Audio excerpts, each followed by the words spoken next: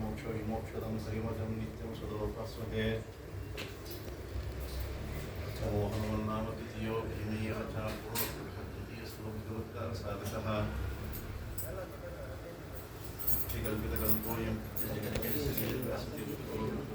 ಜಗತ್ತಿಷ್ಟಾರ್ಥಸಿದ್ಧಯೇ ಆಪಾದಮೂಲಪರ್ಯಂತಂ ಗುರುಣಾವಾಕ್ಯಂ ಸ್ಮರೇತ್ ಪುನಃ ಸಿದ್ಧಂತಿ ಸಂಭವಾಃ ಸ್ವಸ್ಥೋಷೇ ಸನ್ಮಂಗಳಾನಿ ಭವಂತು. ಶ್ರೀಪಾದಂಗಳವರ ಅಡಿದಾವರಗಳಲ್ಲಿ ಸಾಷ್ಟಾಂಗ ನಮಸ್ಕಾರಗಳನ್ನು ಸಲ್ಲಿಸುತ್ತಾ ಶ್ರೀಪಾದಂಗಳವರ ಒಂದು ಆಜ್ಞೆಯನ್ನು ಪಡೆಯುತ್ತಾ ಮಹಾನ್ ಪರ್ವಕಾಲ ಮಾಘ ಮಾಸ ಹಾಗೂ ಫಾಲ್ಗುಣ ಮಾಸಗಳು, ವಿಶೇಷವಾಗಿ ಮಾಘ ಮಾಸದಲ್ಲಿ ಭೀಷ್ಮಾಷ್ಟಮಿ, ರಥಸಪ್ತಮಿ ಹಾಗೂ ಮಧ್ವನವಮಿ ಇತ್ಯಾದಿಗಳೆಲ್ಲವೂ ಸಹಿತ ಪ್ರಾಪ್ತವಾಗುತ್ತಾ ಇದೆ. ಇದಾದ ನಂತರದೊಳಗಡೆಗೆ ಯಾವ ಫಾಲ್ಗುಣ ಮಾಸದಲ್ಲಿ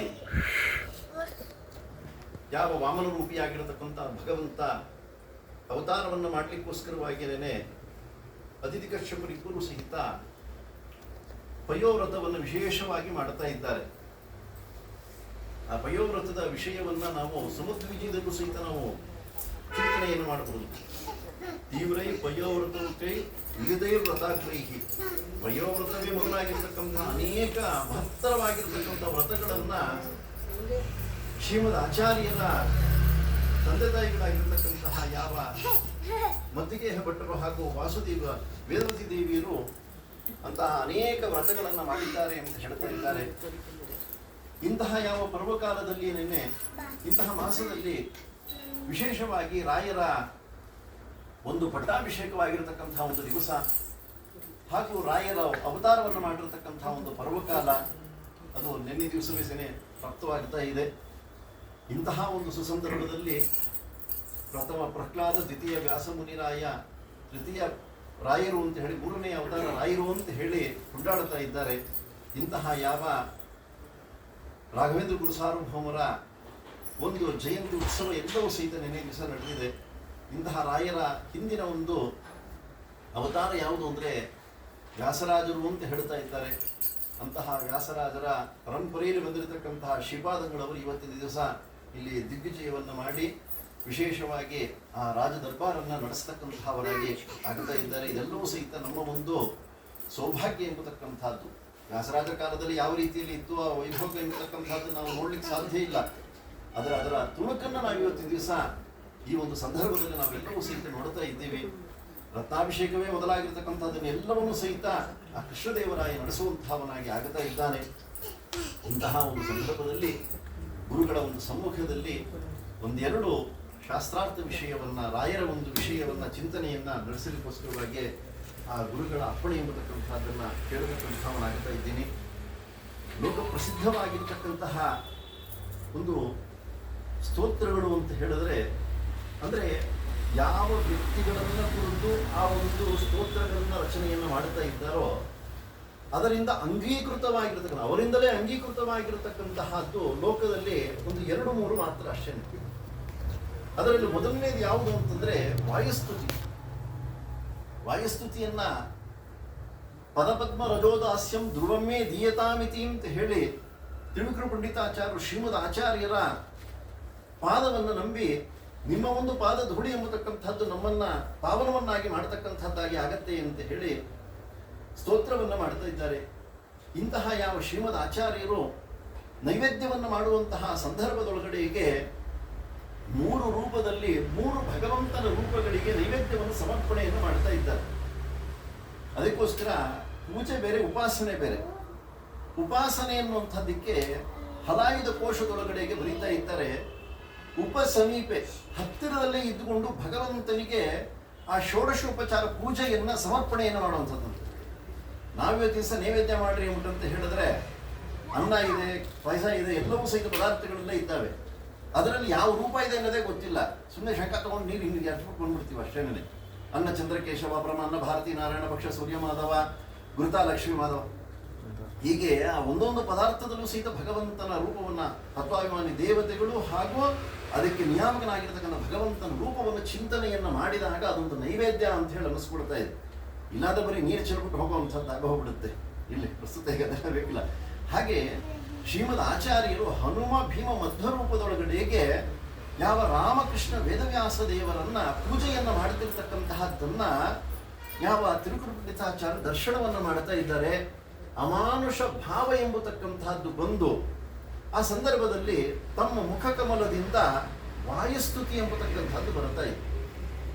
ಶ್ರೀಮದ್ ವಿಷ್ಣು ಗಿರಿನಿಷ್ಠಾ ತ್ರಿಗುಣಗಳು ತಮ್ಮ ಶ್ರೀಮದ್ ಆನಂದ ಅಲ್ಲಿಂದ ಪ್ರಾರಂಭ ಮಾಡಿಕೊಂಡು ಸುಬ್ರಹ್ಮಣ್ಯಕ್ಕೆ ಸೂರ್ಯವರೆಗೂ ಸಹಿತ ಹೇಳ್ತಾ ಇದ್ರು.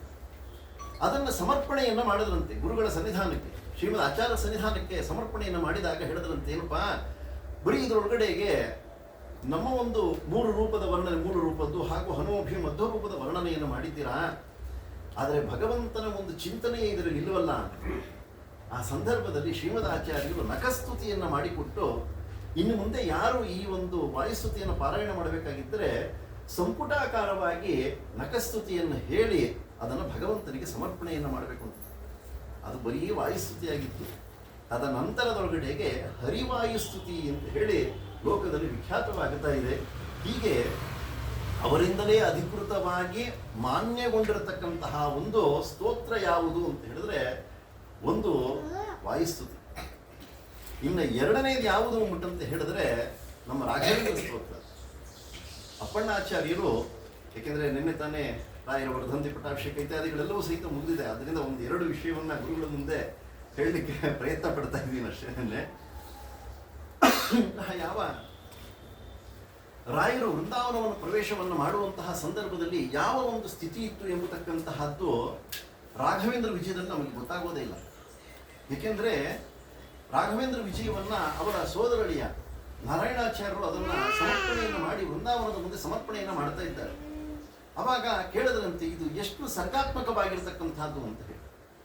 ಆಗ ಅವರು ಹೇಳ್ತಾ ಇದ್ದಾರೆ ನಾರಾಯಣಾಚಾರ್ಯರು, ಇದು 16 ಸರ್ಗದಿಂದ ಯುಕ್ತವಾಗಿರುವುದು ಅಂತ ಹೇಳಿ. 16ನೇ ಸರ್ಗ ನಾ ಇನ್ನೊಂದು 5-6 ಮಾಡಬೇಕಾಗಿತ್ತು ಅಂತ ಅನ್ಬೇಕಾಗಿತ್ತು. ಆದರೆ ರಾಯರು ಎಂತಹ ಉಂಟಂತ ಹೇಳಿದ್ರೆ 16 ಸರ್ಗ ಸುಮಧ್ವ ವಿಜಯ ಇದೆ.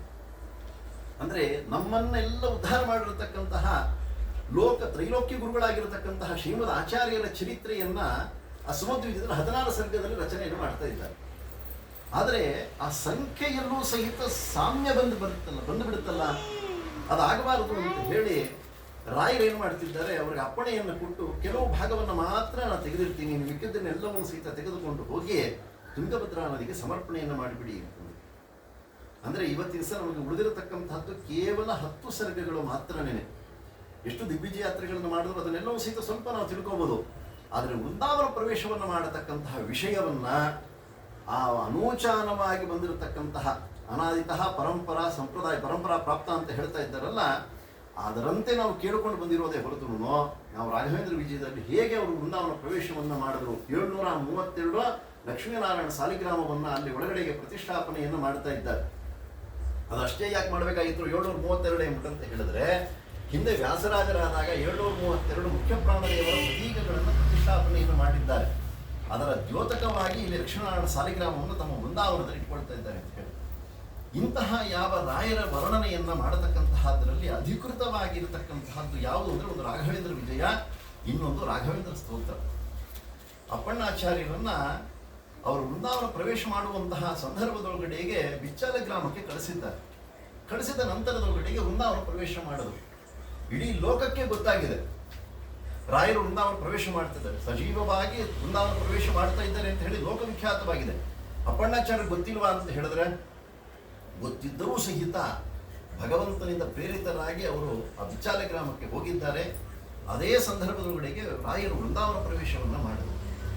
ತಕ್ಷಣದಲ್ಲೇ ಬಂದು ಹೇಳ್ತಾ ಇದ್ದಾರೆ, ಹೇಳಿದಂತೆ ಬಂದು ಗುರುಗಳು ವೃಂದಾವನ ಪ್ರವೇಶ ಮಾಡಿದ್ರು ಅಂತ ಹೇಳಿ. ಆ ಸಂದರ್ಭದಲ್ಲಿ ಹೇಗೆ ಅಮಾನುಷ ಭಾವ ಎಂಬತಕ್ಕಂತಹದ್ದು ತ್ರಿವಿಕ್ರಮ ಪಂಡಿತಾಚಾರ್ಯರಿಗೆ ಪ್ರಾಪ್ತವಾಗಿತ್ತು, ಆ ರೀತಿಯಲ್ಲಿ ಅಮಾನುಷ ಭಾವದಲ್ಲಿ ಆ ವಿಶಿಷ್ಟವಾಗಿರತಕ್ಕಂಥ ರೀತಿಯಲ್ಲಿ ರಾಯರ ಸ್ತೋತ್ರವನ್ನು ರಚನೆಯನ್ನು ಮಾಡ್ತಾ ಇದ್ದಾರೆ. ಅದಕ್ಕೋಸ್ಕರವಾಗಿಯೇ ನಾವು ವಾಯುಸ್ತುತಿ ಒಳಗಡೆಗೆ ಮೂಲ ರೂಪದ ವಾಯುದೇವರ ಮಹಿಮೆ, ಹನುಮ ಭೀಮ ಮಧ್ವರ ಒಂದು ರೂಪದ ವರ್ಣನೆಯನ್ನು ಸಹಿತ ನಾವು ಚಿಂತನೆಯನ್ನು ಮಾಡ್ತಾ ಇದ್ದೀವಿ, ನೋಡಬಹುದು ಅದರೊಳಗಡೆ. ಹಾಗೆ ಆ ಯಾವ ರಾಯರ ಸ್ತೋತ್ರವನ್ನು ಸಹಿತ ಅವರು ರಚನೆಯನ್ನು ಮಾಡ್ತಾ ಇದ್ದಾರೆ. ಅಮಾನುಷ ಭಾವದಲ್ಲಿ ರಚನೆಯಾಗಿರ್ತಕ್ಕಂಥದ್ದು. ಶ್ರೀ ಪೂರ್ಣಬೋಧ ಗುರುತೀರ್ಥ ಪಯೋಕ್ತಿಪಾರ ಕಾಮಾರಿ ಮಾಕ್ಷ ವಿಷಮಾಕ್ಷ ಶಿರಸ್ಪುಷಂತಿ ಎಂಬುದಾಗಿ ಪ್ರಾರಂಭವನ್ನು ಮಾಡ್ತಾ ಇದ್ದಾರೆ. ಮಾಡಿ ನೇನು ವೃಂದಾವನದ ಸಮೀಪದಲ್ಲಿ ಬಂದಾಗ ಕೇವಲ 7 ಅಕ್ಷರಗಳ ಮಾತ್ರ ಇತ್ತು. ಆ ಸಂದರ್ಭದಲ್ಲಿ ನಿಮ್ಮಿಂದ ರಚಿತವಾಗಿರತಕ್ಕಂಥ ಈ ಒಂದು ಸ್ತೋತ್ರಕ್ಕೆ ಸಾಕ್ಷಿ ಹಯಾಸ್ಯೋತ್ರಹಿ, ಈ ಒಂದು ಸ್ತೋತ್ರಕ್ಕೆ ಹಯಗ್ರೀವ ದೇವರಿಗೆ ಸಾಕ್ಷಿ ಅಂತ ಹೇಳ್ತಾ ಇದ್ದಾರೆ. ಈಗಿನ ಕಾಲದಲ್ಲೆಲ್ಲ ಕೆಲವರೆಲ್ಲ ವ್ಯಾಖ್ಯಾನ ಮಾಡುವಂಥದ್ದು ಉಂಟು ಅಲ್ಲೇ. ಅಪ್ಪಣ್ಣಾಚಾರ್ಯರು ವಿಚಾರ ಗ್ರಾಮದಿಂದ ಸ್ತೋತ್ರ ಹಿಡ್ಕೊಂಡು ಬಂದ್ರಂತೆ. ಶ್ರೀಪೂರ್ಣ ಬೋಧ ಗುರುತೀರ್ಥ ಪಯೋಕ್ತಿಪಾರ ಅಂತ ಹೇಳಿ ರಾಯರು ವೃಂದಾವನದ ಹತ್ತಿರ ಬರೋ ಅಷ್ಟೊಳಗಡೆಗೆ ಆ ಸಾಕ್ಷಿ ಹಯಾಸ್ಯೋತ್ರಿ ಎನ್ನುವಂತಹ ಅಕ್ಷರಗಳ ಮಾತ್ರ ಕಡಿಮೆ ಇತ್ತಂತೆ. ಅದನ್ನು ಅವ್ರ ಸ್ನೇಹಿತರೊಬ್ಬರು ಇದ್ರಂತೆ, ಅಪ್ಪಣ್ಣಾಚಾರ್ಯ ಅಂತ ಹೇಳಿ ಅವರ ಸ್ನೇಹಿತರು ಇದ್ದರಂತೆ. ಇದಕ್ಕೆ ಹೈಗ್ರೀವಾಚಾರ ನಾವೇ ಇದೀವಲ್ಲ, ನಾವೇ ಸಾಕ್ಷಿ ಅಂತ ಹೇಳಿ ಅಪ್ಪಣ್ಣಾಚಾರ್ಯ ಸ್ನೇಹಿತರೊಬ್ಬರು ಹೈಗ್ರೀವಾಚಾರ ಅಂತ ಇದ್ರಂತೆ, ನಾವೇ ಸಾಕ್ಷಿ ಅಂತ. ಅಂದರೆ ದೊಡ್ಡವರ ಮಹಿಮೆಯನ್ನೂ ಸಹಿತ ಇವತ್ತಿನ ದಿವಸ ನಂಬಲಿಕ್ಕೆ ಸಿದ್ಧವಿಲ್ಲದಿರತಕ್ಕಂತಹ ಒಂದು ಅವಸ್ಥೆ ನಮ್ಮದಾಗೋದಿಲ್ಲ. ಆದರೆ ಪೂರ್ವಿಕ ಈ ಒಂದು ವಿಶಿಷ್ಟವಾಗಿರತಕ್ಕಂತಹ ಒಂದು ಸ್ತೋತ್ರಕ್ಕೆ ಸಾಕ್ಷಿ ಹಯಾಸ್ಯೋತ್ರಹಿ, ಅವರ ರಾಯರ ಒಂದು ರೂಪದ್ದಲ್ಲ, ಅವರ ಮೂಲ ರೂಪದ್ದು ನಂತರದಲ್ಲಿ ವ್ಯಾಸರಾಜರಾಗಿರತಕ್ಕಂತಹ ವಿಷಯವನ್ನ ಹಾಗೂ ರಾಯರಾದಂತಹ ಸಂದರ್ಭದೊಳಗಡೆಗೆ ಏನು ತಿಳಿಸಿದ್ದರೋ, ಪ್ರಥಮ ಪ್ರಹ್ಲಾದ, ದ್ವಿತೀಯ ವ್ಯಾಸಮುನಿರಾಯ, ನಂತರದಲ್ಲಿ ರಾಯರಾಗಿ ಅವರು ವಿಶೇಷವಾಗಿ ಆ ಭಗವಂತನ ಸೇವೆಯನ್ನು ನಡೆಸ್ತಕ್ಕಂಥವರಾಗಿ ಆಗ್ತಾ ಇದ್ದಾರೆ ಅನ್ನೋದನ್ನು ವರ್ಣನೆ ಮಾಡ್ತಾ ಇದ್ದಾರೆ. ಅಂತಹ ರಾಯರ ಸ್ತೋತ್ರದ ಒಂದು ಶ್ಲೋಕದ ಒಂದು ಚಿಂತನೆ ಇರತಕ್ಕಂಥದ್ದನ್ನು ಗುರುಗಳ ಮುಂದೆ ನಾನು ಒಪ್ಪಿಸುವಂತಹವನಾಗಿ ಆಗ್ತಾ ಇದ್ದೀನಿ. ಎಲ್ಲರಿಗೂ ಸಹಿತ ವಿದಿತವಾಗಿರ್ತಕ್ಕಂಥದ್ದೇನೆ. ಶ್ರೀಪೂರ್ಣ ಬೋಧ ಗುರುತೀರ್ಥ ಪಯೋಕ್ತಿಪಾರ ಕಾಮಾರಿ ಮಾಕ್ಷ ವಿಷಮಾಕ್ಷ ಶಿರಸ್ಪುಷಂತಿ ಎಂಬುದಾಗಿ ಅದು ಶ್ಲೋಕಯುಕ್ತವಾಗಿರ್ತಕ್ಕಂಥದ್ದು. ಅಂದರೆ ಒಂದು ಶ್ಲೋಕ ಅಂತ ಹೇಳಿದ್ರೆ ಆ ಶ್ಲೋಕದೊಳಗಡೆಗೆ ಕ್ರಿಯಾಪದ ಬಂದುಬಿಟ್ಟಿರ್ಬೇಕು. ಆ ಕ್ರಿಯಾಪದ ಬಂತು ಅಂದ್ರೆ ಅಲ್ಲಿಗೆ ಶ್ಲೋಕ ಪೂರ್ಣವಾಗತ್ತೆ ಅಂತ ಹೇಳಿ. ಆದರೆ ಮೊದಲನೇ ಶ್ಲೋಕದೊಳಗಡೆಗೆ ನಮಗೆ ಕ್ರಿಯಾಪದ ಸಿಗೋದಿಲ್ಲ. ಆದರೆ ಎರಡನೆಯ ಒಂದು ಶ್ಲೋಕದೊಳಗಡೆಗೆ ಜೀವೇಶ ವೇದಗಳ ಕುರಿತು ಅಲ್ಲಿ ಮಾತ್ರ ನಮಗೆ ಅವತು ಮಾಂ ಸದಾ ಅಯಂ, ಅಂದರೆ ನಮ್ಮನ್ನ ರಾಯರು ಕಾಪಾಡತಕ್ಕಂಥವರಾಗಲಿ ಎನ್ನುವಂತಹ ರೀತಿಯಲ್ಲಿ ರಚನೆಯನ್ನು ಮಾಡ್ತಿದ್ರೆ. ಅಂದರೆ ಯುಗ್ಮ ಶ್ಲೋಕಗಳು, ಅಂದರೆ ಎರಡನೆಯ ಶ್ಲೋಕದೊಳಗಡೆಗೆ ನಮಗೆ ಆ ಕ್ರಿಯಾಪದ ಎಂಬತಕ್ಕಂಥದ್ದು ಪ್ರಾಪ್ತವಾಗುವಂಥದ್ದಾಗಿ ಆಗ್ತಾ ಇದೆ. ಈ ಒಂದು 2 ಶ್ಲೋಕಕ್ಕೆ 2 ಅರ್ಥವನ್ನು ತಿಳಿಸ್ತಾರೆ. ಒಂದು ಗಂಗಾ ಸರಿತ್ತಿನ ಪರವಾಗಿ ಒಂದು ಅರ್ಥ, ಇನ್ನೊಂದು ರಾಯರ ವಾಕಿನ ಪರವಾಗಿ ಇನ್ನೊಂದು ಅರ್ಥ. ಹೀಗೆ 2 ಅರ್ಥವನ್ನು ತಿಳಿಸ್ತಾ ಇದ್ದಾರೆ. ಇದೆಲ್ಲವೂ ಸಹಿತ ಮಂದಮತಿ ವ್ಯಾಖ್ಯಾನ ಅಂತ ಹೇಳಿ ಅವರೇ ತಿಳಿಸಿಬಿಟ್ಟಿದ್ದಾರೆ. ಅಂದರೆ ನಮ್ಮ ವ್ಯಾಖ್ಯಾನ ಮಹಾಮತಿಗಳ ವ್ಯಾಖ್ಯಾನ ಅಲ್ಲ, ಮಂದಮತಿಗಳ ವ್ಯಾಖ್ಯಾನ ಎಂಬತಕ್ಕಂಥದ್ದು ಇದೆಲ್ಲವೂ ಸಹಿತ ಇಂತಹ ಯಾವ ರಾಯರ ಒಂದು ವರ್ಧಂತಿ, ಪಟ್ಟಾಭಿಷೇಕ ಇತ್ಯಾದಿಗಳೆಲ್ಲವೂ ಸಹಿತ ಪ್ರಾಪ್ತವಾಗಿದೆ. ಇಂತಹ ಒಂದು ಸುಸಂದರ್ಭದಲ್ಲಿ ಶ್ರೀಪಾದಂಗಳವರು ಸಹಿತ ಇಲ್ಲಿ ರಾಜ ದರ್ಬಾರನ್ನು ನಡೆಸ್ತಕ್ಕಂಥವರಾಗುತ್ತಾ ಇದ್ದಾರೆ. ಇಂತಹ ಸಂದರ್ಭದಲ್ಲಿ ಈ ವಿಷಯವನ್ನ ತಿಳಿಸಲಿಕ್ಕೆ ನಾನು ಅಪೇಕ್ಷೆಯನ್ನು ಪಡ್ತಾ ಇದ್ದೀನಿ. ಶ್ರೀಪೂರ್ಣಬೋಧ ಗುರುತೀರ್ಥ ಪಯೋಕ್ತಿಪಾರ ಕಾಮಾರಿಮಾಕ್ಷ ವಿಷಮಾಕ್ಷ ಶಿರಸ್ಪುಷಂತಿ ಪೂರ್ವೋತ್ತರಾಮಿತ ತರಂಗ ಜಲತ್ಸು ಹಂಸ ದೇವಾಲಯ ಸೇವಿತ ಪರಾಂಗ್ರಿಪ ಯೋಜಲಗ್ನ ಜೀವೇಶ ಭೇದ ಗುಣಪೂರ್ತಿ ಜಗತ್ಸು ಸತ್ವ ನಿಜೋಚ್ಚ ಭಾವ ಮುಖನಕ್ರಕಣೈ ಸಮೇತ ದುರ್ವಾದ್ಯಗಾವತಿಗಳೇನು ಗುರುರಾಘವೇಂದ್ರ ವಾಗ್ದೇವತಾಸನವನ್ನು ವಿಮಲೀಕರೋತು. ಕರೋತು ಅಂತಂದ್ರೆ ಮಾಡಲಿ, ನಮ್ಮನ್ನು ಶುದ್ಧವನ್ನಾಗಿ ಮಾಡಲಿ. ಯಾವುದು? 2 ನಮ್ಮನ್ನು ಶುದ್ಧವನ್ನು ಮಾಡತಕ್ಕಂತಹ ಪವಿತ್ರವಾಗಿರ್ತಕ್ಕಂಥದ್ದು. ಒಂದು ಯಾವುದು ಅಂದರೆ ಗಂಗಾ ಸರಿತ್, ಅಂದರೆ ಗಂಗಾ ನದಿ ಇದೆಯಲ್ಲ, ನಮ್ಮ ಎಲ್ಲ ಪಾಪಗಳನ್ನು ಸಹಿತ ತೆಗೆಯತಕ್ಕಂಥದ್ದು. ಇದಾದ ನಂತರದೊಳಗಡೆಗೆ ರಾಯರ ಒಂದು ವಾಕ್ಯ ಇದೆಯಲ್ಲ, ಅದು ಸಹಿತ ನಮ್ಮನ್ನು ಶುದ್ಧವನ್ನಾಗಿ ಮಾಡಲಿ ಅಂತ ಹೇಳಿ ಇದಕ್ಕೆ ಧೀರೇಂದ್ರ ತೀರ್ಥ ಶ್ರೀಪಾದಂಗಳವರು ವಿಶೇಷವಾಗಿರತಕ್ಕಂಥ ವ್ಯಾಖ್ಯಾನವನ್ನು ಮಾಡ್ತಾ ಇದ್ದಾರೆ. ಅಂದರೆ ವಾಕ್ಪರವಾಗಿ ಅಂದರೆ ಮತ್ತೆ ಸರಿತ್ ಪರವಾಗಿ ಅಂದರೆ ಗಂಗಾ ನದಿಯ ಪರವಾಗಿ ಒಂದು ಅರ್ಥ, ಇದಾದ ನಂತರದಲ್ಲಿ ರಾಯರ ಪರವಾಗಿ ಇನ್ನೊಂದು ಅರ್ಥವನ್ನು ತಿಳಿಸುತ್ತಾ ಇದ್ದಾರೆ.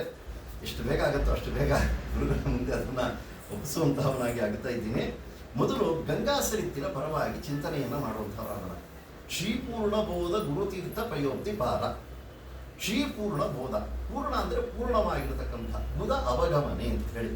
ಅಂದರೆ ಬುಧರು ಅವರಿಗೆ ಗುರು ತಂದೆಯಾಗಿರತಕ್ಕಂಥವ್ರು, ಚಂದ್ರ ತಾರೆಯರ ಪ್ರೇಮದ ಕುವರ ಅಂತ ಹೇಳ್ತಾ ಇದ್ದಾರೆ. ಅಂದರೆ ಚಂದ್ರರು ಹಾಗೂ ತಾರಾದೇವಿಯರು, ಇದನ್ನು ಬಿಡಿಸ್ಬೇಕಾಗಿದ್ರೆ ಬಹಳ ರಹಸ್ಯಗಳನ್ನೆಲ್ಲ ತಿಳಿಸ್ಬೇಕಾಗುತ್ತೆ, ಅಷ್ಟು ಸುಲಭವಾಗಿ ಹೇಳಲಿಕ್ಕಾಗಲ್ಲ ಇದನ್ನ. ಅಂದರೆ ಆ ಚಂದ್ರ ತಾರೆಯರ ಪ್ರೇಮದ ಕುವರರಾಗಿರತಕ್ಕಂಥವ್ರು ಬುಧರು. ಅಂದರೆ ಬುಧರ ತಂದೆ ಇಲ್ಲಿ. ಪೂರ್ಣ ಅಂದರೆ ಪೂರ್ಣವಾಗಿರತಕ್ಕಂತಹ, ಬೋಧ ಅಂದರೆ ಬುಧ ಅವಗಮನೆ, ಬುಧರು ಅವರಿಗೆ ಗುರು. ತೀರ್ಥ, ಗುರು ಅಂತಂದ್ರೆ ತಂದೆಯ ಸ್ಥಾನದಲ್ಲಿ ಇರತಕ್ಕಂತಹ ಅವರು. ತೀರ್ಥ ಅಂದರೆ ಶ್ರೇಷ್ಠವಾಗಿರ್ತಕ್ಕಂಥದ್ದು. ಅದಕ್ಕೋಸ್ಕರ ನೋಡಿ ಹಿಂದಿನ ಕಾಲದೊಳಗಡೆಗೆ ದೊಡ್ಡವರಿಗೆ ಪತ್ರ ಬರೀಬೇಕಾಗಿದ್ರೆ, ತಂದೆಗೆ ಬರೀಬೇಕಾಗಿದ್ರೆ ತೀರ್ಥರೂಪ ಸಮಾನರಾದ ಅಂತ ಹೇಳಿ ಬರೀತಾ ಇದ್ದಾರೆ. ಈಗ ಅದೆಲ್ಲ ಯಾವುದೂ ಸಹಿತ ಇಲ್ಲವೇ ಇಲ್ಲ, ಒಂದೇ ಒಂದು ಮೆಸೇಜ್ ಒಳಗಡೆ ಎಲ್ಲ ಮುಗಿಸ್ಬಿಡ್ತಾ ಇರ್ತಾರೆ. ಹಾಗೆ ಅಂದರೆ ಗುರು ಅಂತಂದರೆ ಆ ಒಂದು ಶ್ರೇಷ್ಠವಾಗಿರ್ತಕ್ಕಂಥವರು, ತಂದೆಯ ಸ್ಥಾನದಲ್ಲಿರತಕ್ಕಂತಹವರು. ಇಂತಹವರಿಗೆ ತೀರ್ಥ ಪಯೋಬ್ಧಿಪಾರ, ಅವರಿಗೆ ಉಗಮ ಸ್ಥಾನ ಯಾವುದು? ಚಂದ್ರರು ಎಲ್ಲಿ ಅವತಾರ ಮಾಡಿದ್ದು ಅಂತ ಹೇಳಿದ್ರೆ ಪಯೋಬ್ಧಿಪಾರ, ಕ್ಷೀರ ಸಮುದ್ರವನ್ನ ಮಥನವನ್ನ ಮಾಡುವಂತಹ ಸಂದರ್ಭದೊಳಗಡೆಗೆ ಚಂದ್ರರು ಉದಯಿಸಿದರಂತೆ. ರಮಾದೇವಿಯ ಅವತಾರ ಮಾಡಿದ ನಂತರದೊಳಗಡೆಗೆ ಮತ್ತೆ ಮಥನವನ್ನ ಪ್ರಾರಂಭ ಮಾಡಿದಾಗ ಅಲ್ಲಿ ಚಂದ್ರರ ಆವಿರ್ಭಾವವಾಯಿತು ಅಂತ ಹೇಳಿ ನಾವು ಮೋಹಿನಿ ಕಥೆ ಇತ್ಯಾದಿ ಭಾಗವತದಲ್ಲೆಲ್ಲವೂ ಸಹಿತ ನಾವು ಅದನ್ನ ಕೇಳ್ತಾ ಇದ್ದೀವಿ. ಇಂತಹ ಯಾವ ಚಂದ್ರರು ಉಗಮಿಸ್ತಕ್ಕಂಥವರಾಗುತ್ತಾ ಇದ್ದಾರೆ. ಹಾಗೆ ಶ್ರೀಪೂರ್ಣ ಬೋಧ ಗುರುತೀರ್ಥ ಪಯೋಬ್ಧಿಪಾರ ಇದು ಹೇಗಿದೆ ಅಂತಂದ್ರೆ ಕಾಮಾರಿ ಮಾಕ್ಷ ವಿಷಮಾಕ್ಷ ಶಿರಸ್ಪೃಶಂತಿ, ಅಂತಹ ಯಾವ ವಿಶಿಷ್ಟವಾಗಿರತಕ್ಕಂತಹ ಒಂದು ಕ್ಷೀರ ಸಮುದ್ರ ಇದೆಯಲ್ಲ ಅದೇನೇ ಪಾರವಾಗಿ ಉಳ್ಳಂತಹದ್ದು ಅಂತ ಹೇಳ್ತಾ ಇದ್ದೇವೆ. ಮತ್ತೆ ಆ ಭಗವಂತನ ಪಾದ ಇತ್ಯಾದಿಗಳು ಹೇಗಿದೆ ಅಂದರೆ ಕಾಮಾರಿ ಮಾಕ್ಷ ವಿಷಮಾಕ್ಷ ಶಿರಸ್ಪೃಶಂತಿ. ಕಾಮಾರಿ, ಕಾಮ ಎಂಬುದಾಗಿ ಹೇಳ್ಕೊಂಡ್ರೆ ಕಾಮ ಮನ್ಮಥರು, ಅವರಿಗೆ ಅರಿಯಾಗಿರತಕ್ಕಂತಹವರು. ಅರಿ ಅಂತಂದ್ರೆ ಯಾರು ಅಂತಂದ್ರೆ ಅವರಿಗೆ ಶತ್ರು. ಆ ಕಾಮರಿಗೆ ಶತ್ರು ಯಾರು ಉಂಟಂತ ಹೇಳಿದ್ರೆ ರುದ್ರದೇವರು ಅಂತ ಹೇಳ್ತಾರೆ. ಕಾಮಾರಿ ಮಾಕ್ಷ ವಿಷಮಾಕ್ಷ, ಸಮ ವಿಷಮ ಅಂತ ಹೇಳಿ. ಸಮ ಅಂತಂದ್ರೆ 2, 4, 6 ಅಂತ ಹೇಳಿ. ಆದ್ರೆ ವಿಷಮ ಎಂಬುದಾಗಿ ಹೇಳ್ತು ಅಂತಂದ್ರೆ 1, 3, 4, 5 ಆ ರೀತಿಯಲ್ಲಿ ಹೋಗುತ್ತೆ. ವಿಷಮ, ವಿಷಮ ಅಂತಂದ್ರೆ ಸಮ ಅಲ್ಲದೆ ಇರತಕ್ಕಂಥದ್ದು, 3 ಕಣ್ಣನ್ನ ಹೊಂದಿರತಕ್ಕಂತಹ ಯಾವ ಕಾಮಾರಿ ಮಾಕ್ಷ ವಿಷಮಾಕ್ಷ ಶಿರಸ್ಪೃಶಂತಿ. ಆ ಕಾಮಾರಿಯಾಗಿರತಕ್ಕಂತಹ ರುದ್ರದೇವರ ಶಿರಸ್ಸನ್ನ ಸ್ಪೃಶಂತಿ, ತಗುಲ್ತಾ ಇದೆ ಅಂತೆ. ಅಂತಹ ಯಾವ ವಿಶಿಷ್ಟವಾಗಿರತಕ್ಕಂತಹ ಒಂದು ಚಂದ್ರರು ಆ ರುದ್ರದೇವರ ಶಿರಸ್ಸಿನ ಮೇಲೆ ಇದ್ದಾರೆ. ಅದಕ್ಕೆ ಇನ್ನೂ ಅನೇಕ ಅರ್ಥಗಳನ್ನೆಲ್ಲವೂ ಸಹಿತ ತಿಳಿಸ್ತಾ ಇದ್ದಾರೆ. ಚಿರಸ್ಪೃಶಂತಿ. ಮತ್ತೆ ಇಂತಹ ಯಾವ ಗಂಗಾ ನದಿಗೆ ಅದನ್ನು ಹೋಲಿಸ್ತಾ ಇದ್ದಾರೆ.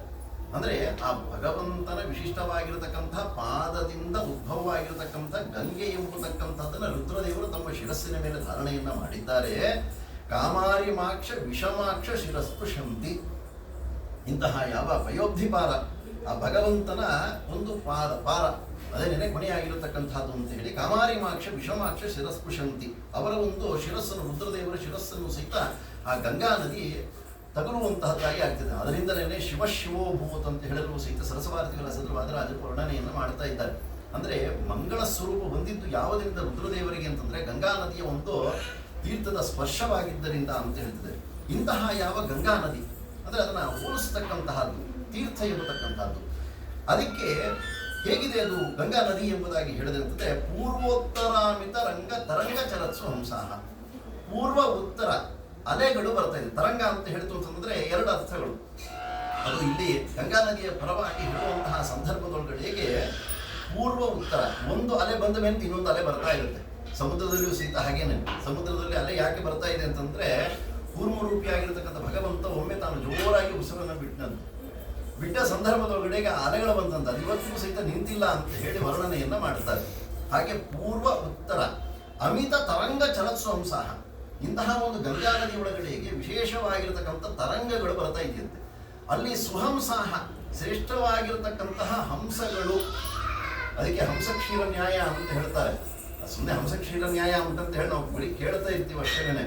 ಹಂಸಕ್ಷೀರ ನ್ಯಾಯ ಉಂಟಂತ ಹೇಳೋದು ಏನಂತಂದ್ರೆ ಒಂದು ಪಾತ್ರೆ ಒಳಗಡೆಗೆ ಹಾಲನ್ನು ಹಾಕುವುದು, ಜೊತೆ ಒಳಗಡೆಗೆ ನೀರನ್ನು ಸಹಿತ ಬೆಳೆಸೋದು. 2 ಸೇರಿಬಿಡ್ತು ಅಂದ್ರೆ ಅದನ್ನು ಬೇರೆ ಬೇರೆ ಮಾಡ್ಲಿಕ್ಕೆ ಆಗತ್ತೆ ಅಂತಂದ್ರೆ ನಮ್ಮ ಕೈಲಂತೂ ಮಾಡ್ಲಿಕ್ಕೆ ಆಗಲ್ಲ. ಆದರೆ ಹಂಸಗಳು ಮಾಡುತ್ತೆ. ಆ ಸಾಮರ್ಥ್ಯ ಅದು ಹೇಗಿದೆ, ಅದು ಭಗವಂತ ಅದಕ್ಕೆ ಕೊಟ್ಟಿರುವಂತಹ ಒಂದು ಅವಸ್ಥೆ. ಇಂತಹ ಯಾವ ವಿಶೇಷವಾಗಿರ್ತಕ್ಕಂತಹ ಗಂಗಾ ನದಿಯ ಒಳಗಡೆಗೆ ಅನೇಕ ರೀತಿಯಾಗಿರ್ತಕ್ಕಂಥ ಹಂಸಗಳು ಸಂಚಾರವನ್ನು ಮಾಡ್ತಾ ಇದೆಯಂತೆ. ಇಷ್ಟೇ ಅಲ್ಲದಿರ ಅನೇಕ ಪುಷ್ಪಗಳು ಇತ್ಯಾದಿ ಎಲ್ಲವೂ ಸೇರಿರುತ್ತೆ. ದೇವಾಲಿ ಸೇವಿತ ಪರಾಂಘ್ರಿಮ ಯೋಜನ. ಆ ಭಗವಂತನ ಪಾದದಿಂದ ಉದ್ಭವವಾಗಿರತಕ್ಕಂತಹದ್ದು ಗಂಗಾ ನದಿ ಎಂಬತಕ್ಕಂತಹದ್ದು. ಅದು ಹೇಗಿದೆ ಅಂದರೆ ದೇವಾಲಿ ಸೇವಿತ ಪರಾಂಘ್ರಿಪ ಯೋಜನ. ಭಗವಂತನ ಪಾದದ ಸ್ಪರ್ಶವಾಗಿದೆ, ಆದ್ದರಿಂದ ಅದು ಪರಮ ಪವಿತ್ರವಾಗಿರತಕ್ಕಂಥದ್ದು ಅಂತ ಹೇಳ್ತಾರೆ. ಇಂತಹ ಯಾವ ತೀರ್ಥದೊಳಗಡೆಗೆ ಬೇರೆ ಇನ್ಯಾವ್ಯಾವುದೋ ಪದಾರ್ಥಗಳಿದ್ದಾವೆ ಅಂತ ಹೇಳಿದ್ರೆ ಜೀವೇಶ ವೇದ ಗುಣಪೂರ್ತಿ ಜಗತ್ಸು ಸತ್ವ ನಿಜೋಚ್ಚ ಭಾವ ಮುಖನಕ್ರ ಗಣೈ ಸಮೇತ. ಅಂದರೆ ಜೀವೇಶ ಭೇದ ಗುಣಪೂರ್ತಿ ಜಗತ್ಸು ಸತ್ವ. ಜೀವ ಈಶ ಭೇದ ಎಂಬತಕ್ಕಂಥದ್ದು. ಜೀವನಿಗೂ ಮತ್ತೆ ಈಶನಿಗೂ ಭೇದ, ಮತ್ತೆ ಜೀವನಿಗೂ ಜಡಕ್ಕೂ ಭೇದ, ಜಡಕ್ಕೂ ಈಶ್ವರನಿಗೂ ಭೇದ. ಅದಕ್ಕೋಸ್ಕರ ಪಂಚಭೇದ ಅಂತ ಹೇಳ್ತಾ ಇದ್ದಾರೆ. ಅಂತಹ ಯಾವ ಜೀವೇಶ ವೇದ ಗುಣಪೂರ್ತಿ ಜಗತ್ಸು ಸತ್ವ. ಆ ಗಂಗಾ ನದಿ ಒಳಗಡೆ ಅನೇಕ ರೀತಿಯಾಗಿರ್ತಕ್ಕಂಥ ಮೊಸಳೆಗಳಿದ್ದಾವಂತೆ. ಅದು ಏನ್ ಮಾಡುತ್ತೆ ಅಂತ ಮುಂದೆ ಹೇಳ್ತಾರೆ ಅಲ್ಲಿ. ಜೀವೇಶ ವೇದ ಗುಣಪೂರ್ತಿ ಜಗತ್ಸು ಸತ್ವ, ಜೀವ ಈಶ ಭೇದ ಎಂಬತಕ್ಕಂತಹದ್ದನ್ನು ತಿಳಿಸುವಂತಹದ್ದು. ಮತ್ತೆ ಜಗತ್ಸು ಸತ್ವ, ಜಗತ್ತಿದೆಯಲ್ಲ ಅದು ಸತ್ಯಭೂತವಾಗಿರ್ತಕ್ಕಂಥದ್ದು. ಕೆಲವರೆಲ್ಲ ಹೇಳ್ತಾರೆ ಜಗತ್ತೆಲ್ಲವೂ ಸಹಿತ ಮಿಥ್ಯ, ಯಾವುದು ನಮ್ಮ ಕಣ್ಣಿಗೆ ಕಾಣಿಸುತ್ತೋ ಅದೆಲ್ಲವೂ ಸಹಿತ ಮಿಥ್ಯ ಅಂತ ಹೇಳಲು ಸಹಿತ ಹೇಳಿಬಿಡ್ತಾರೆ. ಆದರೆ ಹಾಗೆಲ್ಲವೂ ಸಹಿತ ಚಿಂತನೆಯನ್ನು ಮಾಡಿ ಹೋಗ್ಬೇಡ್ರಿ. ಮತ್ತೆ ಅಷ್ಟೇ ಅಲ್ಲದಿರಾ ನೀಚೋಚ್ಚ ಭಾವ ಮುಖನಕ್ರ ಗಣೇಶ ಸಮೇತ ಅಂತ ಹೇಳ್ತಾರೆ. ನೀಚ ಉಚ್ಚ ಭಾವ ಎಂಬತಕ್ಕಂಥದ್ದಿದೆ ಅಂತ ಹೇಳಿ ತಿಳಿಸ್ತಾ ಇದ್ದಾರೆ. ಆ ಜಗತ್ತು ಸತ್ಯವ ಜೀವೇಶ ವೇದ ಗುಣಪೂರ್ತಿ ಜಗತ್ಸು ಸತ್ವ, ಜೀವ ಈಶ ವೇದ ಎಂಬತಕ್ಕಂಥದ್ದು ಇಲ್ಲದಿರ ತಿಳಿಸ್ತಕ್ಕಂತಹ ಯಾವ ಮುಂದೆ ಹೇಳ್ತಾರೆ ಅದನ್ನು ನೀಚೋಚ್ಚ ಭಾವ ಮುಖನಕ್ರ ಗಣೇಶ ಸಮೇತ. ಅಲ್ಲಿ ಅನೇಕ ರೀತಿಯಾಗಿರ್ತಕ್ಕಂಥ ಅಂದ್ರೆ ಗಂಗಾ ನದಿಯ ಒಳಗಡೆಗೆ ಮುಖನಕ್ರ ಅಂದ್ರೆ ವಕ್ರವಾಗಿರತಕ್ಕಂತಹ ಮುಖಗಳು ಅಥವಾ ದೇಹದ ಒಂದು ಮೇಲ್ಭಾಗವನ್ನು ಹೊಂದಿರತಕ್ಕಂತಹ ನಕ್ರಗಳಿಂದ ಯುಕ್ತವಾಗಿರತಕ್ಕಂಥದ್ದು. ಅಂದ್ರೆ ಮೊಸಳೆಗಳೆಲ್ಲವೂ ಸಹಿತ ಇದೆಯಂತೆ ಗಂಗಾ ನದಿಯ ಒಳಗಡೆಗೆ. ಅದು ಏನು ಮಾಡ್ತಾ ಇದೆ ಅಂತಂತ ಹೇಳಿದ್ರೆ ದುರ್ವಾದ್ಯ ಜಾಪತಿಗಳೇ ಗುರು ರಾಘವೇಂದ್ರ. ದುರ್ವಾದಿಗಳು ಅಂತಂತ ಹೇಳಿದ್ರೆ ಮೇ ಮೇ ಮೇ ಮೇ ಅಂತಂದ್ರೆ ಅಂದ್ರೆ ಅಜಗಳು. ಅಜ ಅಂತಂದ್ರೆ ಹೀಗೆ ಆಡು, ಅದು ಯಾವಾಗ ಮೇ ಮೇ ಮೇ ಅಂತ ಹೇಳಿ ಹೋಗುತ್ತೆ. ಮೇ ಅಂತಂದ್ರೆ ಅಹಮ್ಮ ಅಮ್ಮಯ್ಯಮ್ಮ ಅಮ್ಮ ಸ್ವಾಗಮ ಅಂತಂತ ಹೇಳ್ತಾರಲ್ಲ, ನಾನು ನನ್ನದು ನನಗೋಸ್ಕರ ಅಂತಂತ ಹೇಳಿ. ಅದಕ್ಕೆ ಭಗವಂತ ಒಂದು ಕಡೆಯಲ್ಲಿ ಹೇಳ್ತಾ ಇದ್ದಾನೆ, ಆದಷ್ಟು ಸಹಿತ ಲೋಕದೊಳಗಡೆಗೆ ನೀವು ಸಾತ್ವಿಕರಾಗಬೇಕಾಗಿದ್ರೆ ಅಸ್ಮತ್ ಶಬ್ದಕ್ಕಿಂತಲೂ ಸಹಿತ ಯುಷ್ಮ ಶಬ್ದವನ್ನು ಹೆಚ್ಚಿಗೆ ಬಳಸಿ ಅಂತಾರೆ. ಅಸ್ಮತ್ ಶಬ್ದ ಅಂತಂದ್ರೆ ಅಹಮ್ಮ ಅಮಾಮಯಂ ಅಂತ ಹೇಳಿ, ನಾನು ನನ್ನದು ನನಗೋಸ್ಕರ ನನ್ನಿಂದ ಅಂತ ಹೇಳುವಂಥದ್ದು. ಆದರೆ ಅದು ಹೇಳಬಾರ್ದಂತೆ, ಸ್ವಾಮಿ ನೀನು ನಿನ್ನಿಂದ ನಿನಗೋಸ್ಕರ ಅಂತ ಹೇಳಿದಾಗ ನಮ್ಮ ಸಾಧನೆ ಆಗುತ್ತೆ ಅಂತ ಹೇಳಿ. ಆದರೆ ಇಲ್ಲಿ ಮೇ ಅಂತಂದ್ರೆ ನನ್ನದು, ನಾನು ನನ್ನದು ಎಂಬತಕ್ಕಂತಹ ರೀತಿಯಲ್ಲಿ ಹೇಳ್ತಾ ಇರತಕ್ಕಂತಹ ಅಜಾಪತಿ. ಅಜ ಅಂತಂದು ಹೇಳ್ತದೆ ಏನು ಆಡುಗಳು, ಅದನ್ನೆಲ್ಲವನ್ನೂ ಸಹಿತ ಈ ವಕ್ರವಾಗಿರತಕ್ಕಂತಹ ಮುಖವನ್ನು ಹೊಂದಿರತಕ್ಕಂತಹ ನಕ್ರ ಅಂದ್ರೆ ಮೊಸಳೆಗಳು. ಅದೇನ್ ಮಾಡ್ತದೆ ಗಿಲ ಹಿಂಗೆ ನುಂಗಿಬಿಡುತ್ತದಂತೆ. ಮೊಸಳೆಗೆ ಒಂದ್ಸರಿ ಒಂದೇನಾದ್ರು ಕುಡಿ ಆಡು ಏನಾದ್ರು ಸಿಕ್ತು ಅಂದ್ರೆ ಒಂದೇ ಸರಿಗೆ ನುಂಗಿಬಿಡುತ್ತದೆ. ಅಂತಹ ಸಾಮರ್ಥ್ಯ ಇರತಕ್ಕಂಥದ್ದು.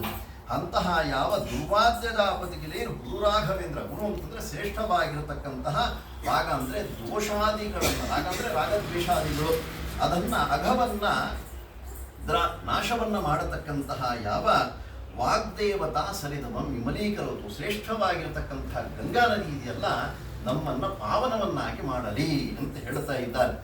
ಅಂದ್ರೆ ವಿಮಲೀಕರೋತು ಅಂದ್ರೆ ನಮ್ಮನ್ನು ಶುದ್ಧವನ್ನು ಮಾಡ್ತಕ್ಕಂಥ. ಅದಕ್ಕೋಸ್ಕರ ನಾವು ಗಂಗಾ ಸ್ನಾನಕ್ಕೋಸ್ಕರ ಹೋಗ್ತಾ ಇದ್ದೀವಿ ಅಲ್ಲೇ. ಅದಕ್ಕೋಸ್ಕರ ನಮ್ಮ ಪೂರ್ವಿಕರೆಲ್ಲರೂ ಅಂದ್ರೆ ನಮ್ಮ ಎಲ್ಲ ಪೂರ್ವಿಕರು ಸಹಿತ ಚಿಂತನೆ ಮಾಡತಕ್ಕಂಥದ್ದು ಆ ಭಗವಂತನಲ್ಲಿ ವಿಶೇಷವಾಗಿರ್ತಕ್ಕಂಥ ಗುಣಚಿಂತನೆಯನ್ನ ಮಾಡಿ ಗಂಗಾ ನದಿಯಲ್ಲಿ ಸ್ನಾನವನ್ನ ಮಾಡಿದಾಗ ಮಾತ್ರ ವಿಶೇಷವಾಗಿರತಕ್ಕಂತಹ ಒಂದು ಫಲಪ್ರಾಪ್ತಿಯಾಗತ್ತೆ. ಇಲ್ಲದಿರೇ ಇದ್ರೆ ಇಲ್ಲ ಅಂತ ಹೇಳಿ. ಅದರಿಂದ ಇಂತಹ ಯಾವ ಗಂಗಾ ಸರಿತ್ತಿಗೆ ಒಂದು ಅರ್ಥವನ್ನು ತಿಳಿಸಿ ರಾಯರ ಒಂದು ವಾಕ್ಯಗೆ ಇನ್ನೊಂದು ರೀತಿಯಾಗಿರತಕ್ಕಂಥ ಅರ್ಥವನ್ನಲ್ಲೇ ತಿಳಿಸುತ್ತಾ ಇದ್ದಾರೆ. ಏನದು ಅಂತ ಹೇಗೆ ಅಂತಂದ್ರೆ ಶ್ರೀಪೂರ್ಣ ಬೋಧ ಗುರುತೀರ್ಥ ಪಯೋಕ್ತಿ ಪಾರ. ಶ್ರೀಪೂರ್ಣ ಬೋಧ, ಅಲ್ಲಿ ಪೂರ್ಣ ಅನ್ನುವಂಥದ್ದು ಪದ ಬೇರೆ ಮಾಡಿದ್ರು, ಬುಧ ಅನ್ನುವಂಥದ್ದು ಬೇರೆ ಬೇರೆ ಮಾಡಿದ್ರು. ಆದರೆ ರಾಯರ ಪರವಾಗಿ ಅರ್ಥವನ್ನು ಮಾಡುವಂತಹ ಸಂದರ್ಭದೊಳಗಡೆಗೆ ಶ್ರೀಪೂರ್ಣ ಬೋಧ. ಪೂರ್ಣಬೋಧ ಅಂತಂತ ಹೇಳಿದ್ರೆ ಮಧ್ವಾಚಾರ್ಯರಿಗೆ ಇನ್ನೊಂದು ಹೆಸರು ಪೂರ್ಣಬೋಧರು ಅಂತ ಹೇಳ್ತದೆ. ಅಂದ್ರೆ ಪೂರ್ಣ ಪ್ರಜ್ಞಾಚಾರ್ಯರು ಅಂತ ಹೇಳೆಲ್ಲ ನಾವು ಸುಮಂತ ವಿಜಯದಲ್ಲಿ ಅಲ್ಲಲ್ಲೇ ನಾವು ನೋಡ್ತಾ ಇದ್ದೀವಿ.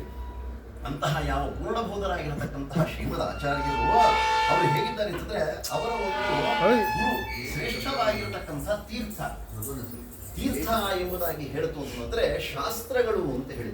ಅಂದ್ರೆ ಶ್ರೀಮದ್ ಆಚಾರ್ಯರ ಒಂದು ಶಾಸ್ತ್ರ ಅದು ಹೇಗಿದೆ ಅಂತ ಹೇಳಿದ್ರೆ ಕಾಮಾರಿಮಾಕ್ಷ ವಿಷಮಾಕ್ಷ ಶಿರಸ್ಪೃಶಂತಿ. ಅಲ್ಲಿ ಇನ್ನೊಂದು ಹೇಳಬೇಕಾಗಿತ್ತು, ಸರಿತಿ ಹೇಳಬೇಕಾಗಿದ್ರೆ ಕಾಮಾರಿಮಾಕ್ಷ. ಕಾಮ ಅಂತಂದ್ರೆ ಈ ದುಷ್ಟ ಕಾಮನೆಗಳು, ಅದಕ್ಕೆ ಅರಿ ಅಂದ್ರೆ ಶತ್ರುಗಳಾಗಿರತಕ್ಕಂತಹ ಅವರು ಯಾರು ಅಂತಂದ್ರೆ ಕಾಮಾರಿ ಅಂತಂದ್ರೆ ನಮ್ಮ ರುದ್ರದೇವರಿಗೆ ಕಾಮಾರಿ ಅಂತ ಹೇಳ್ತಾ ಇದ್ದಾರೆ.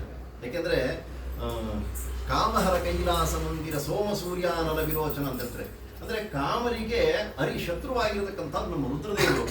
ಅಂತಹ ಯಾವ ಚಂದ್ರ ಇತ್ಯಾದಿಗಳನ್ನು ಸಹಿತ ಅವರ ಶಿರಸ್ಸಿನಲ್ಲಿ ಇರತಕ್ಕಂಥದ್ದು ಅಂತ ಹೇಳ್ತಿದ್ದಾರೆ. ಮತ್ತೆ ಭಗವಂತನ ಪಾದೋದಕವು ಸಹಿತ ಅವರ ಶಿರಸ್ಸಿನ ಮೇಲೆ ಇರತಕ್ಕಂಥದ್ದು ಅಂತ ಹೇಳೆಲ್ಲ ಅರ್ಥವನ್ನ ಮಾಡ್ತಾ ಇದ್ದಾರೆ.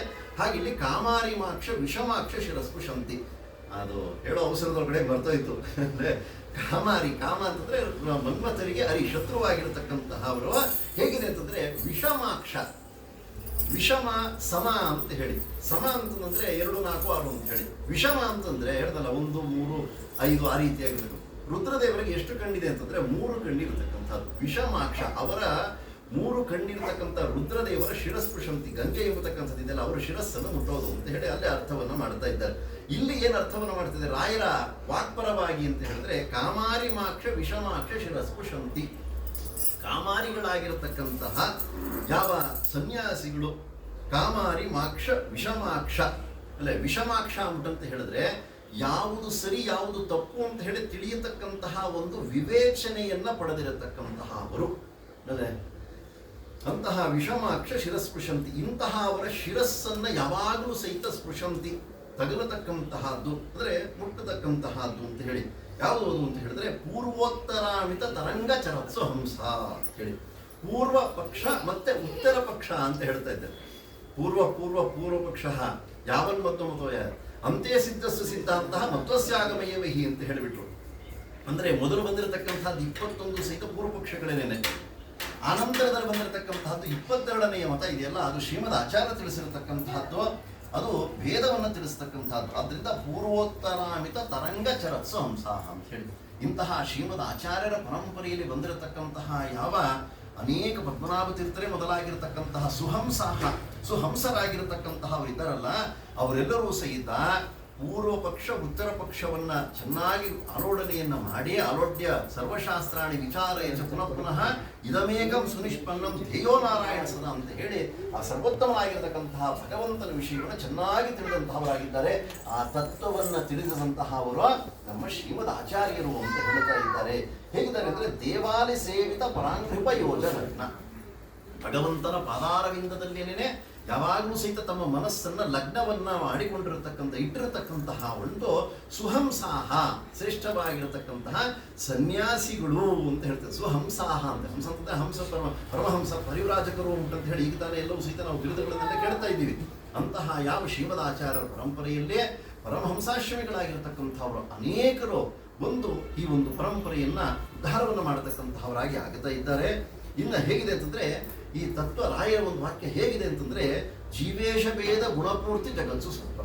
ರಾಯರ ವಾಕ್ಯ ಎಂತಹದ್ದು ಅಂತಂದ್ರೆ ಜೀವೇಶ ಭೇದ, ಜೀವ ಮತ್ತೆ ಈಶ್ವರಲ್ಲಿ ಭೇದ ಎಂಬತಕ್ಕಂಥ ಒಂದೇ ಉಂಟಂತ ಹೇಳಿ ಎಂದಿಗೂ ಸಹಿತ ನಮಗೆ ಹೋಗ್ಬಾರ್ದು. ನಾನು ದೇವರು ಒಂದೇನ ಅಂತಂದ್ರೆ ಯಾವತ್ತೂ ಸಹಿತ ಆಗೋದೇ ಇಲ್ಲ. ಜೀವೇಶ ಭೇದ ಅಷ್ಟೇ ಅಲ್ಲದಿಲ್ಲ, ಆ ಭಗವಂತ ಎಂತಹವನು ಅಂತಂದ್ರೆ ಪೂರ್ಣ ಗುಣಯುಕ್ತನಾಗಿರತಕ್ಕಂತಹವನು. ಇಲ್ಲ 50% ಮಾತ್ರ ಗುಣ ಇದೆ, ಇನ್ನು 50% ದೋಷ ಇದೆ ಅಂತ ಹೇಳಿದ್ರೆ ಅದು ನಮ್ಮ ಒಂದು ದುರ್ಬುದ್ಧಿಗಳು. ಆದರೆ ಭಗವಂತನಿಗೆ ಸ್ವಲ್ಪವೂ ಸಹಿತ ದೋಷವೇ ಇಲ್ಲ. ಅಸ್ಪೃಷ್ಟ ದೋಷಗಂಧಾಯ ಕಲ್ಯಾಣ ಗುಣಸಿಂಧವೇ ನಮೋ ನಮೋ ಭಕ್ತ ಮುಕ್ತಿದಾಗಿನೇ ಶೇಷಶಾಯಿನೇ ಅಂತ ಹೇಳಿ ವರ್ಣನೆಯನ್ನು ಮಾಡ್ತಿದ್ದ. ಅದರಿಂದ ಅವನಲ್ಲಿ ಒಂದು ಸ್ವಲ್ಪವೂ ಸಹಿತ ದೋಷ ಇಲ್ಲ ಅಂತ ಹೇಳ್ತಿದ್ರೆ ಇಂತಹ ಜೀವೇಶ ಭೇದ ಗುಣಪೂರ್ತಿ ಮತ್ತೆ ಭಗವಂತ ಪೂರ್ಣ ಗುಣಯುಕ್ತನಾಗಿರ್ತಕ್ಕಂಥವನು. ಜಗತ್ಸು ಸತ್ವ, ಜಗತ್ತು ಮಿಥ್ಯಾ ಅಂತ ಹೇಳಲಿಕ್ಕೆ ಹೋಗಬೇಡ್ರಿ, ಅದೆಲ್ಲ ಸಂದರ್ಭದಲ್ಲೂ ಸಹಿತ ಸತ್ಯಭೂತವಾಗಿರ್ತಕ್ಕಂಥದ್ದು. ಆದರೆ ನಿರಂತರವಾಗಿರಲ್ಲ, ಲಯಕಾಲದೊಳಗೆ ಭಗವಂತ ತನ್ನ ಉದರದಲ್ಲಿ ಇಟ್ಕೊಂಡಿರ್ತಾನೆ. ಮತ್ತೆ ಇಷ್ಟೇ ಅಲ್ಲದಿರ ಈ ತತ್ವ ಏನು ಹೇಳ್ತಿದೆ ಅಂತಂದ್ರೆ ನೀಚೋಚ್ಚ ಭಾವ ಮುಖನಕ್ರ ಗಣೇಶ್ ಸಮೇತ, ನೀಚ ಉಚ್ಚ ಭಾವ ಎಂಬತಕ್ಕಂತಹದ್ದು ತಿಳಿಸ್ತಾ ಇದೆ ಅಂತೆ. ನೀಚ ಉಚ್ಚ ಭಾವ ಅಂತಂದ್ರೆ ಏನು, ಒಬ್ಬ ಭಗವಂತ ಇದ್ದಾನೆ, ಅವನು ಈಶ, ನಾವೆಲ್ಲರೂ ಸಹಿತ ಅವನ ಅಧೀನದಲ್ಲಿ ಇರತಕ್ಕಂತಹದ್ದು ಅಂತ ಹೇಳಿ ಜೀವ ಈಶ ವೇದ ನೀಚೋಚ್ಚ ಭಾವ ಮುಖನಗ್ರ ಗಣೇಶ ಸಮೇತ, ನೀಚ ಉಚ್ಚ ಭಾವ ಎಂಬತಕ್ಕಂಥದ್ದು ಯುಕ್ತವಾಗಿದೆ. ಅಂದ್ರೆ ತಾರತಮ್ಯವನ್ನು ತಿಳಿಸ್ತಕ್ಕಂಥದ್ದು. ಅದಕ್ಕೆ ವ್ಯಾಸರಾಜರು ಹೇಳ್ತಾ ಇದ್ದಾರೆ ಶ್ರೀಮನ್ ಮಧ್ವಮತೆ ಹರಿಪರತರಹ ಎಂಬುದಾಗಿ ಹೇಳ್ತಂದ್ರೆ ಅಲ್ಲೂ ಸಹಿತ ಹೇಳ್ತಾ ಇದ್ದಾರೆ ತರತಮ ಭಾವ ಎಂಬತಕ್ಕಂಥದ್ದಿದೆ. ಅದೇನೇನೆ ನೀಚ ಉಚ್ಚ ಭಾವ ಎಂಬತಕ್ಕಂಥದ್ದು ಯುಕ್ತವಾಗಿರತಕ್ಕಂಥದ್ದು.